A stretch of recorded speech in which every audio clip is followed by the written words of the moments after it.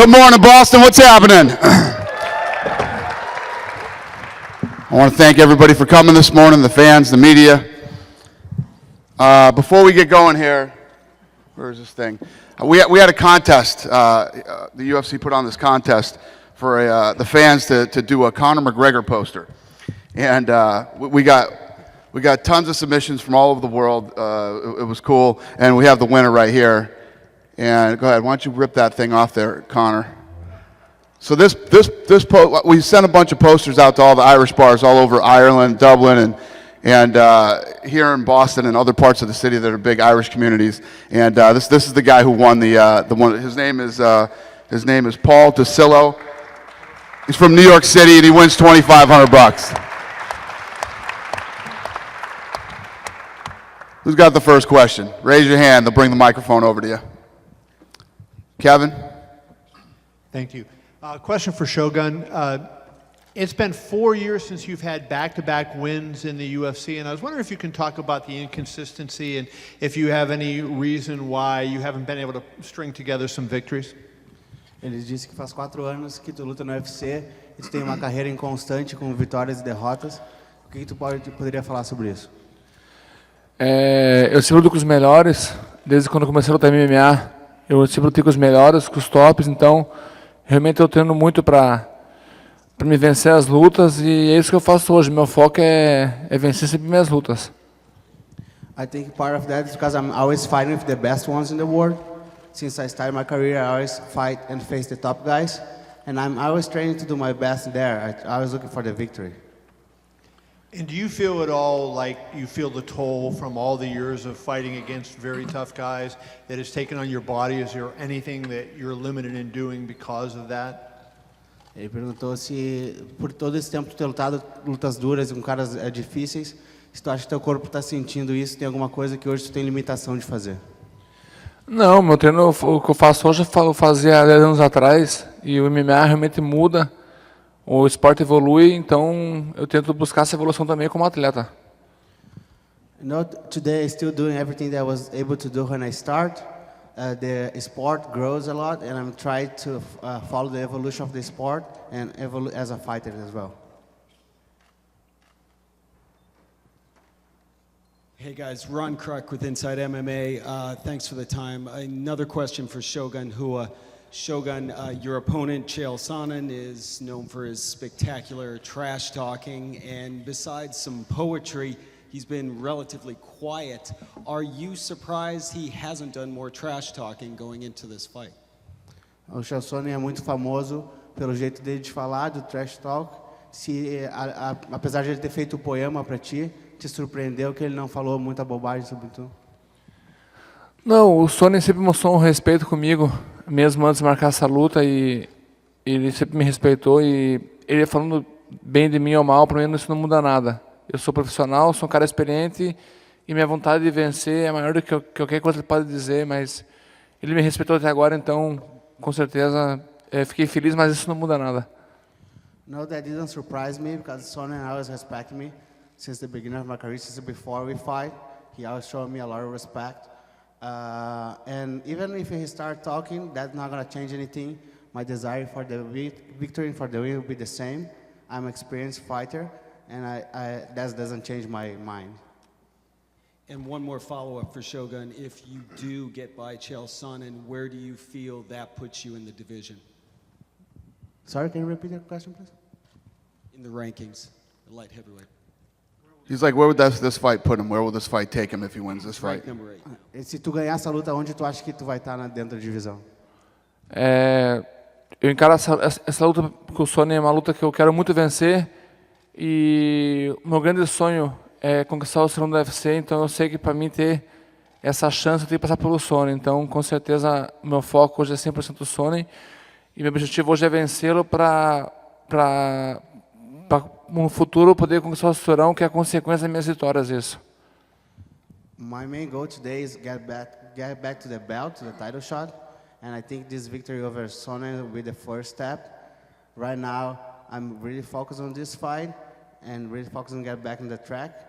I think my opportunity for the title shot will be the result of my fight, so that will be the first one. Thank you.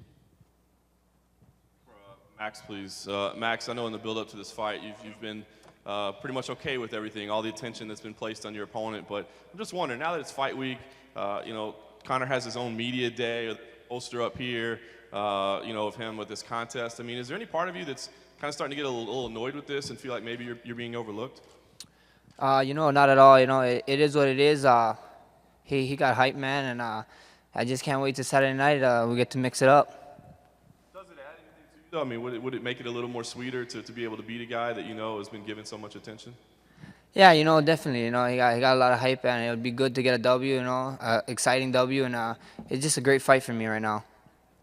And for Conor, I know you're not afraid of the attention, you're not afraid of the spotlight, but I feel like there's been so much given to you. If you don't go out there and win this thing in like 25 seconds, you're going to somehow not have done what you were supposed to do. So what's your take on all the attention that you've gotten this week, and is it difficult for you to try to live up to the expectations? I don't really care about what people say, hype, good or bad, When the door shuts, I'm going to go forward, I'm going to go at my opponent, and we're going to exchange. And that's it, the result is not in my thoughts. I'm just going to go out and perform and do what I do day in, day out, and have fun, I'm living the dream right now, so I'm a happy man.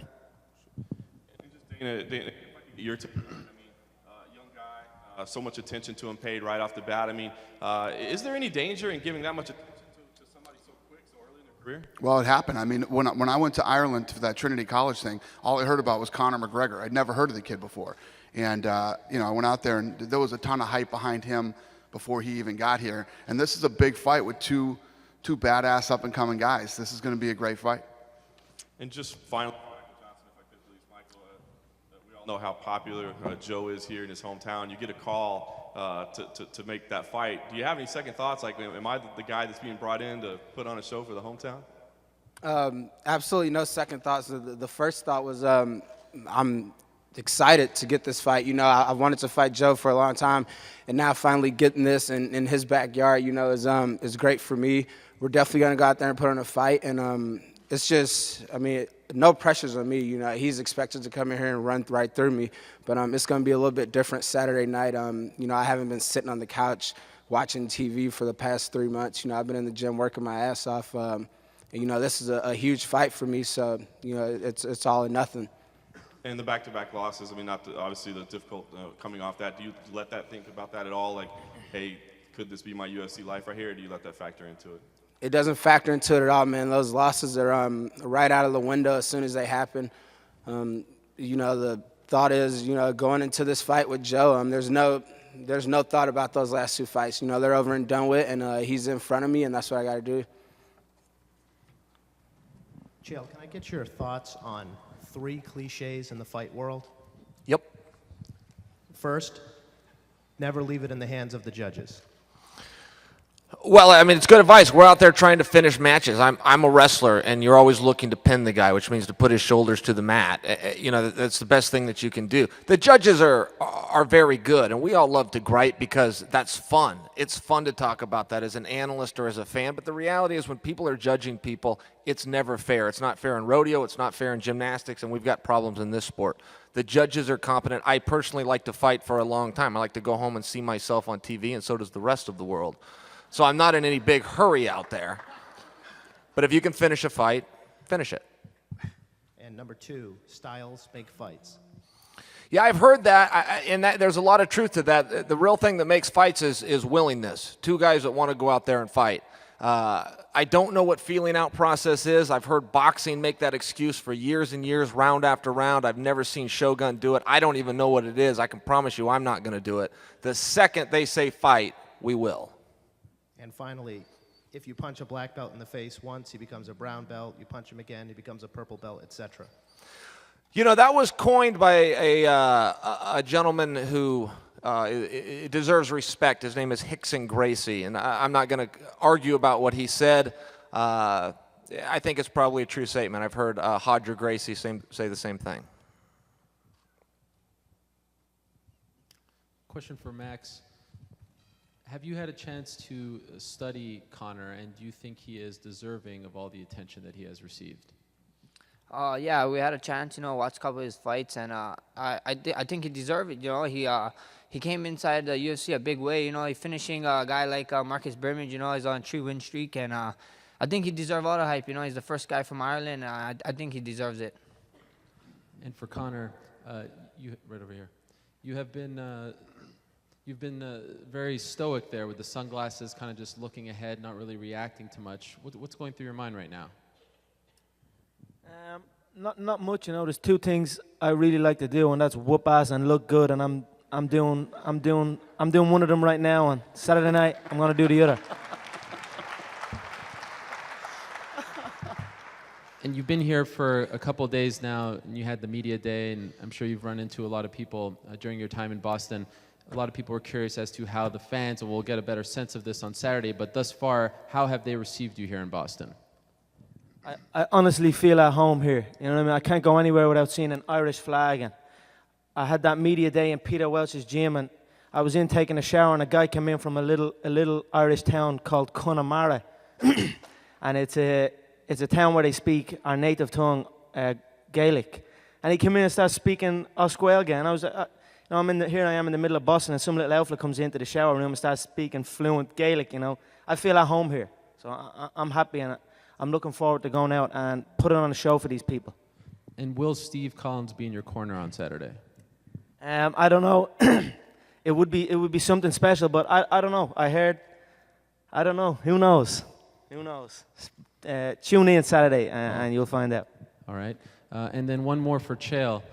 Obviously, this is a big deal, not just for the sport, but for the network you work for, Fox Sports 1.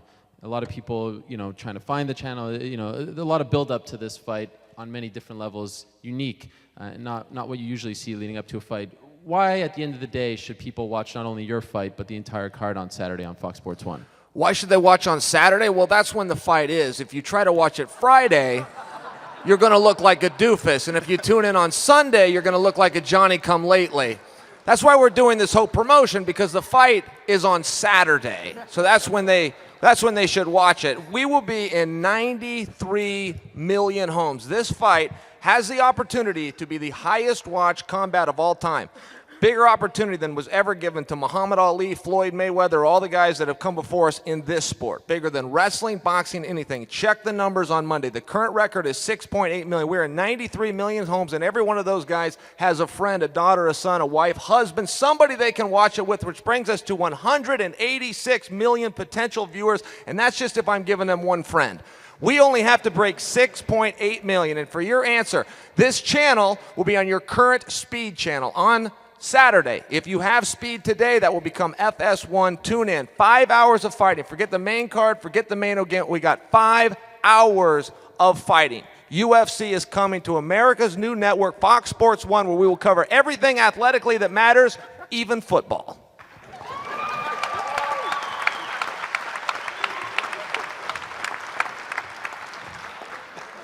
Thank you, Chael. And one last one for Michael Johnson. As of late, the Black Zillions have been on a bit of a winning streak with some impressive wins over the last couple weeks, and it was a hot topic to discuss the losing streak just a few months ago. Have you noticed that less people are talking about the winning streak, and is there good vibes in the gym? Are you noticing that guys are a lot more motivated and spirits are maybe higher than just a few months back when maybe the team was in a rut?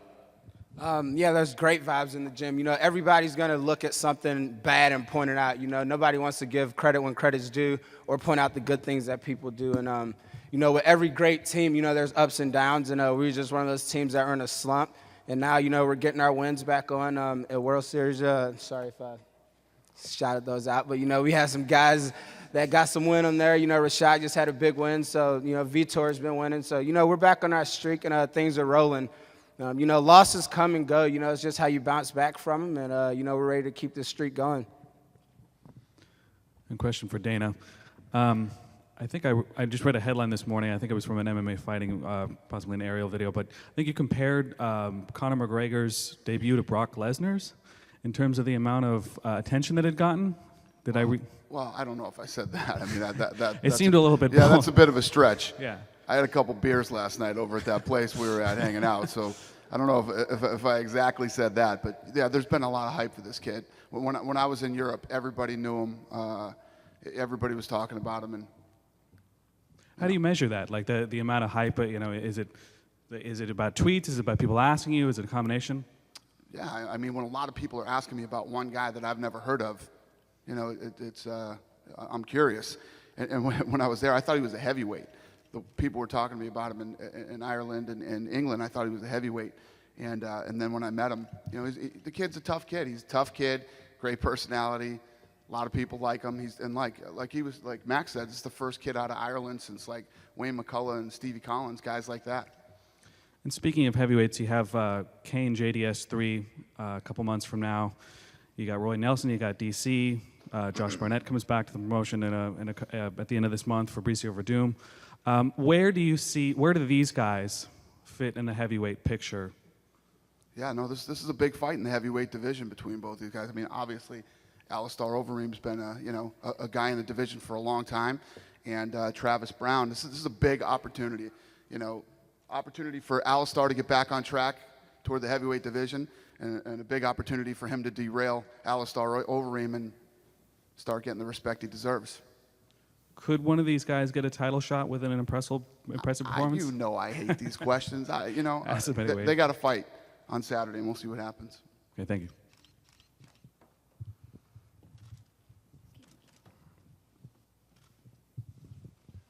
Evelyn Rodriguez from Globo Sport. I'm going to ask Yuri. I'm going to ask in Portuguese, sorry. Yuri, você pode falar um pouquinho sobre a questão do seu peso, se você está tendo dificuldade para bater o peso, enfim, como é que tá? Não estou bem. Faltam 4 quilos só.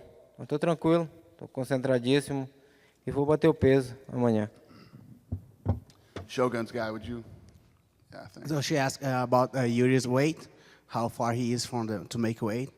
So he said that he's fine, he's calm, and he's about 8 pounds away to make weight. Thanks. It's Karen. I have a question for you, Chael, kind of continuing on the weight theme. How are you feeling at 205? You've been kind of going back and forth between 185 and 205, and I'm just kind of curious how this fight either helps or hurts you at this weight. Well, 185 is a tremendous nuisance. I've got 10 pounds to go to get to light heavyweight. If I was at 185, I would have 30 pounds to go. So I would rather not cut weight, but, there are certain fights that I want, and there are weight classes and there's regulations. So I got to abide by those things. I love to fight at light heavyweight. I started in 1997. We didn't even have the good fortune of weight classes back then. So 205 is just fine, and I've got a moral obligation to beat up a lot of guys that I haven't got to yet, and I will go to whatever weight I need to. Thank you. And Dana, if you could just clear up, we're happy. I have Dish TV at home, and we called up and complained that we weren't even going to get the channel that I work for. So how did the deal come together last minute? And just, if you could talk about the relief of getting these deals done. Yeah, so, they've been doing these negotiations, and we knew it happened a lot sooner than I thought it would. I thought it might roll right up to Saturday before the fight started. That's the way these negotiations go. They're never easy. But like I said, every time I got asked about this, there were things popping up all over Twitter and the internet. This isn't going to happen. It's not going to be here. It's not going to be there. This is what Fox does. They're the biggest media company in the world. They're going to get it done. And they got it done last night, which was a lot sooner than I thought they would. And so the specifics on even how... in the UK, yeah. I've been hearing all the stuff from the guys in the UK about BT. Well, they got the Virgin deal done this morning, too. So that's another 3 million homes in the UK, too. Cool. So all told here in the States, though, about how many homes does that equal? Total between the two? Well, here in the States, so it's 93 million homes. 93 million, yeah. right. All right. Yep. Hey, this question's for Joe. I think, Joe, at this point in your career, people are expecting you to win another bonus to be exciting. Do you need to temper those expectations to be able to focus and fight your game and not get reckless?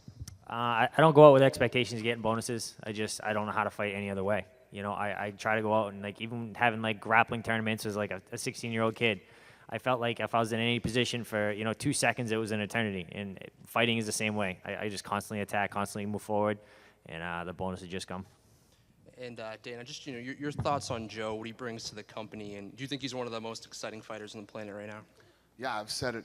I've been saying this now for 2 weeks. Everybody keeps asking me about Joe, especially since I've been here. You know, the guy's won. I can't remember if he's won more or Silva's won more. He's neck and neck.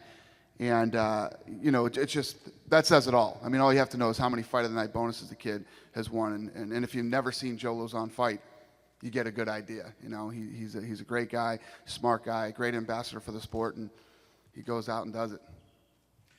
Chris Connor with MMA Hour and 1510 Zone. First question to Uriah Faber. Uriah, you've headlined pay-per-views. You've usually been a star on cards. For this fight, you're almost, I don't want to say it, but an afterthought with Overeem, Shogun, Rua, Sonnen, Brown. How do you prepare for a guy like Yuri Alcantara when you know that the 145-pound, 135-pound titles right now you're chasing are sort of on hold?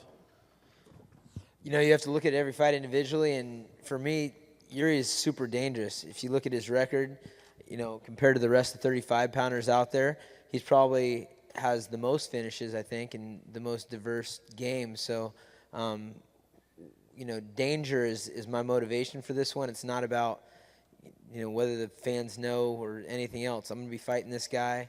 He's a dangerous guy, and that always gets me, you know, alert and heightened and ready to do battle. So I love fights like this. This is the type of fight that you always want, someone where you're tested and you have to bring out your best game or you're going to get hurt. And he's got to think the same. Last question to Travis Brown. Travis, you've been in there with taller guys, wrestlers. You're not taking on probably the most dangerous striker that you've ever faced. How do you prepare for a fight like this against a guy you know with one punch can literally take you out? I think you just described everybody in the heavyweight division because all of us hit hard. We're all big boys. The first one to land a big shot in the heavyweight division is usually the winner. He does bring a certain set of skills to the table that you have to be aware of, but this is an MMA fight, so it can go anywhere at any time. And you know, I just look forward to competing against Alistair and to coming out on top come Saturday.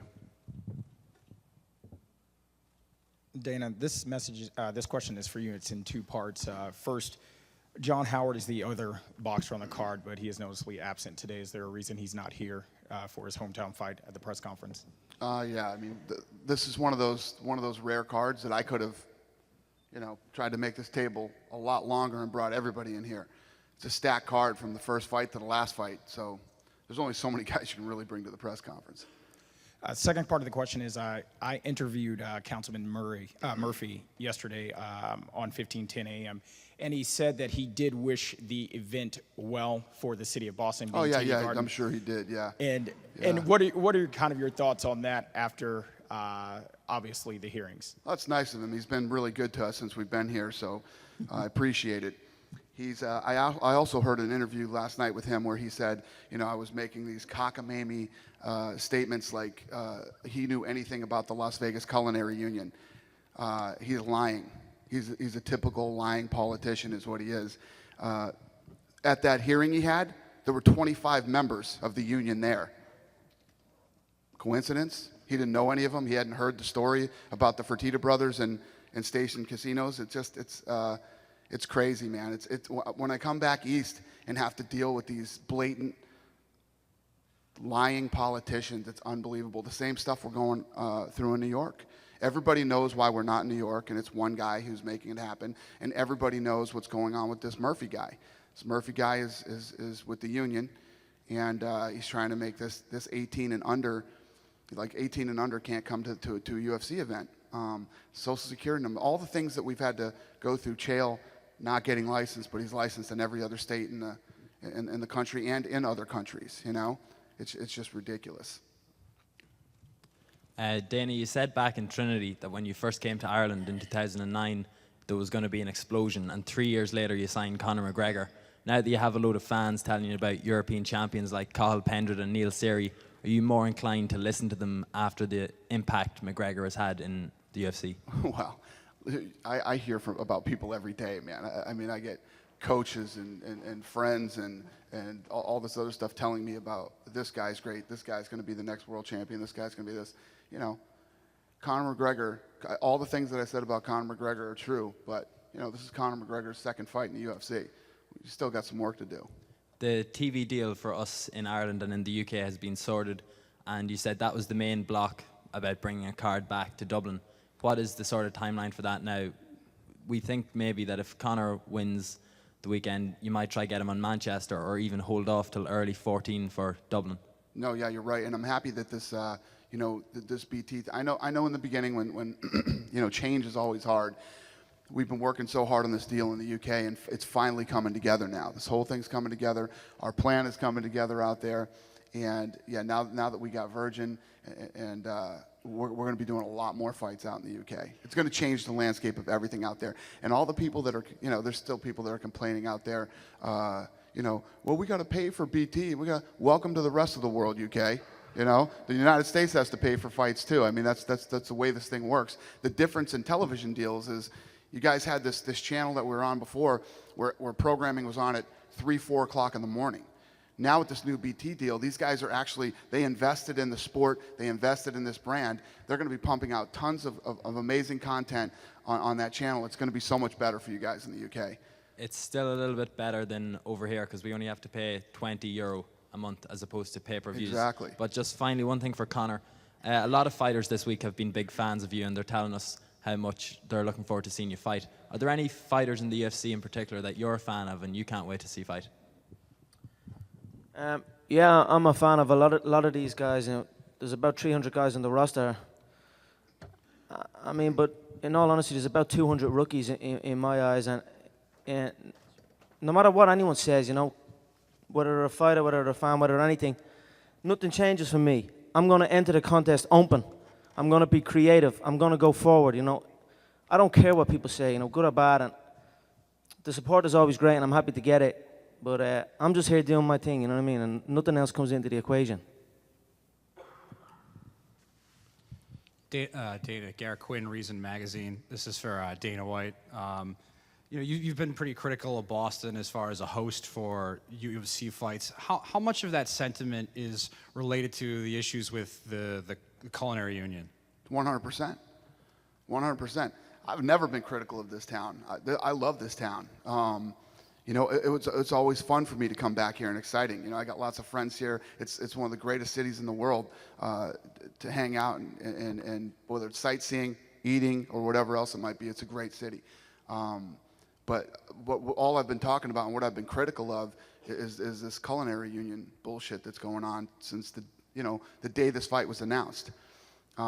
It's like, first of all, anybody who's here from Boston, and I don't want to sound like I'm dogging the other sports or anything, but for them to try to impose this 18 and under and all the other things, I'm sure a few people here have been to a Red Sox game before, right? Red Sox versus the Yankees. You ever seen what goes on at a Red Sox-Yankee game? That stuff doesn't happen at UFC fights, right? The Aaron Hernandez thing that just happened, Chael Sonnen said some mean things to somebody before he fought him. This is the fight business. That's how it works. So what, does Boston never want to have a boxing event here either? There aren't too many big, major combat sports events that come to the city. We're it. And, because of what makes me sick about the whole thing is this isn't about Boston. This isn't about the sport of mixed martial arts. This isn't about the UFC. This is about a battle that's going on in Las Vegas between the Las Vegas Culinary Union and Station Casinos. And because these unions are so strong back here on the East Coast, the fact that a Las Vegas problem could then become a Boston problem is just, it's wrong. After, I know you mentioned New York earlier. After Boston and New York, is there anywhere else where you've really encountered this much resistance? Never. We've never had anything like this. Yeah. The unions are nasty, man. These guys are dirty. They don't care. There's this attack going on. They're attacking us, and it's just so. If you look at all these other sports, for instance, I'll tell you this: the Social Security problem we had. Like, guys coming from foreign countries have to have Social Security numbers. If they had Social Security numbers, they'd be American citizens, wouldn't they? I mean, it really makes no sense. Hockey players are from Canada, Russia, and many other countries. They're baseball players from Dominican, Puerto Rico, and other countries. They play baseball here, but our guys come in from other countries and they have to jump through all these hoops and have Social Security numbers and all this crazy shit. It just makes no sense. Question for Joe, straight ahead. A lot of talk has been about the bonuses and whatnot, especially how you're at the top of the leaderboard heading into this fight. But according to Fight Metric, and I want to get this right, you currently have 8 submissions. If you have one more, you'll have the most in lightweight history. And if you get any kind of finish on Saturday, you'll pass BJ Penn for the most finishes in the 155-pound division. Did you know that? I had no idea, but I'm hoping not to, piss off BJ too bad, my boy. But no, I didn't know that. I honestly, I don't even keep track of what I have for bonus. I know the number's 12, but I couldn't tell you how many were fight of the night, how many were submission. I got a lot of them, and I'm gonna get another one on Saturday. And then one question. A question for Alistair. We've been up here for talking to the guys for 30 minutes or so, and unless I blanked out, I don't think you've been asked one question, which is a big change from your first fight in the UFC and your second fight where you were kind of the star of the show. Have you noticed that you're kind of flying under the radar here? I kind of actually like it a little bit. Why is that? Well, I mean, I don't have to think too much. I'm just observing a little bit. Paying attention to the new rising stars. Fine for me for today. But are you looking forward to getting back to the spotlight? Is this something that you strive, or do you want to be ignored for the foreseeable future? I assume it's going to pick up after this fight. I expect it to pick up after this fight. Thank you. Ariel had to have his dick moment today. There you go. He got it in. Good job, Ariel. No one asked him a question. No, it was a great I was question. actually being nice. No, I understand.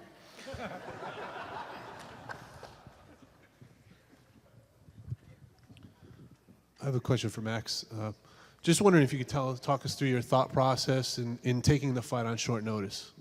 A lot of this short notice talk, it wasn't really short notice. I had a little over a month. That's more than enough if you stay ready. You got to be ready for UFC to call you whenever. And I like to stay in shape, so it wasn't too much, and I just can't wait to fight this guy. This guy, he brings a lot of tools to the table, and I really think we have the tools to make a fight of the night or one of us get a bonus, and that's what I plan on doing, Hopefully one of us can walk out with a bonus that night. And how much of it was the fact you just wanted to get the bad taste of your last fight out of your mouth? A lot of people thought you won that fight, but the judges went the other direction. Nothing really, after my last fight, I kind of pondered on it like 2 days and then kind of got over it, and, it is what it is. This sport had a lot of bad decisions before me, so there's nothing to hold my head down about it. Just can't wait to get back in there. I got a bright future at the UFC, and I can't wait to start Saturday again. And I know in the past you fought at least one southpaw. I'm just wondering, if you can talk about the difficulty in preparing for his southpaw style. Southpaw is a little different, not too much, but he's a special fighter. He fights different from a lot of fighters. He's not a normal fighter, and southpaw, I'm not too nervous about southpaws. I got some southpaw training partners, and not really too nervous about this fight. Question for Chael. Chael, can you evaluate where Shogun is? And you watched the Gustafsson fight, and he got taken down a lot. Does that, tell you that you should be able to take him down regularly in the fight? I think he's awesome. He's a top 10 ranked fighter. He's a former world champion. He's a true legend in this sport, and there's not a whole bunch of them out there that are still competing today. I would never underestimate Shogun. I haven't had a big wish to fight Shogun. Little nerd said that he was going to do this fight, pulled out like he always does, coincidentally after the posters, press releases, and free marketing all got done. I'm from a different time. I'm from a time where your word meant something.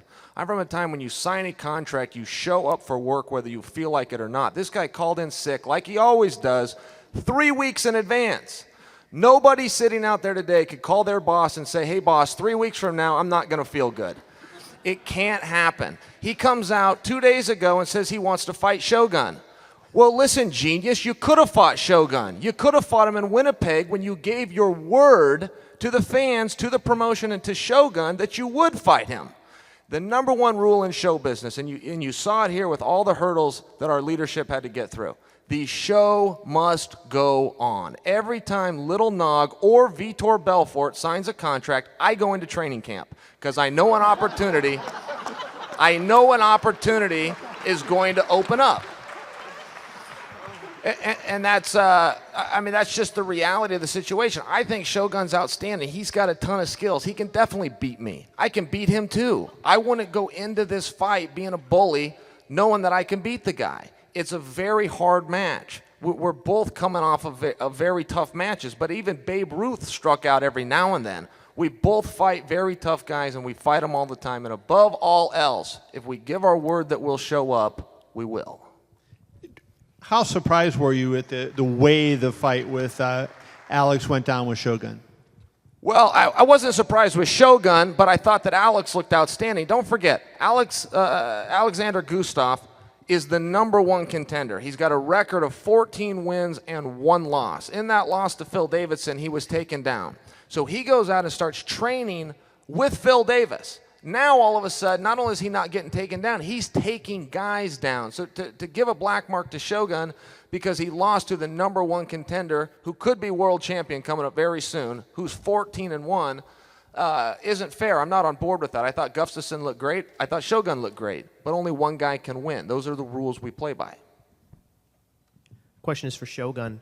Dana made reference to some of the comments that Chael has made in the past about Brazilians, about your country. On those remarks, did those bother you at the time? Do they bother you now? It doesn't seem like you show it, but what's your response to those remarks in prior fights? Ele quer saber se os comentários que o Sonnen fez no passado sobre o país e sobre outros lutadores, se isso te atrapalha, te incomoda, o que tu acha disso? Eu acho que ele falou muito mal do Vanderlei, que o Vanderlei é muito amigo meu e do meu país, então com certeza isso é uma motivação, mas essas coisas assim eu tento não me preocupar, assim, eu tento focar nos treinos e para chegar na luta 100%, então com certeza isso me incomoda, ele fala do meu país e do Vanderlei Silva. The only thing that bothers me is when he talks about my country and my friend Vanderlei. But I try don't get too much involved on that. I try to keep my focus on my training so I can make sure I'm going to be 100% ready for the fight. Dana, I know a lot of the media know why, but can you explain to the fans why that you won't negotiate with the culinary union? Because you want New York, you want to come back to Boston. These guys seem to be the biggest problem. Is there ever a thought of, we'll do business, just so we can get New York and Boston, not have to worry about you guys? It has nothing to do with me. This is a fight with Station Casinos. I have nothing to do with Station Casinos. Frank and Lorenzo own Station Casinos. That's their business, not mine. The two companies are completely separate. And why would they negotiate with these dirty, they're bad guys. The way that these guys have conducted and handled themselves, it's one thing if you want to go in, and you want to create a union, you start talking to employees and trying to get a union. These guys resort to dirty tactics, going after a company and a sport and trying to affect other people's livelihood. There's 475 guys on this on our roster that make a living for their family. There's 250 employees at Zuffa, and that's not including all the people that we hire in all the different countries and states we go to, and most of them are union members. Most of them are union people. So they're trying to affect the livelihood of all these other people to get what they want, which is Station Casinos, which would be another $10 million a year to them. $10 million a year to them. And they're spending their union members' dues to try to hurt another company or try to hurt, stop a sport from coming to a city like this or New York, and the list goes on and on. Fuck them. Yeah. Final questions for Chael Sonnen. Chael, you've done this for a long time. We've seen Chael Sonnen perform. We've also seen you as a coach. When do you see yourself stepping away, becoming just a broadcaster and a coach and no longer a fighter? Well, broadcasting is a lot of fun, but there's a lot of guys that can do what I do. There's a lot of guys that can watch fights and sit and talk about them. There's not a huge opportunity to get in the ring and to compete, for myself included. I'm 36 years old now. I'm very fortunate to still be competing at a high level. I'm very fortunate, in the practice room, I'm pushing just as hard as I always have, and I haven't reached my goals yet. I got a lot of goals in this sport, and one of the things that I really admire in athletes is longevity, somebody that can extend their career. And I have goals to do that, but at the same time, I got my eyes straight down. I'm not looking ahead. It's one day at a time, one workout at a time, one fight at a time. So I don't know the answers to those questions, but I can assure you I'm not slowing down. I can run 3 miles faster now than I've ran it before in the past. And, I think workouts are really important. It's easy to get motivated on fight night, but it's tough to get in the gym twice a day. I never miss practice.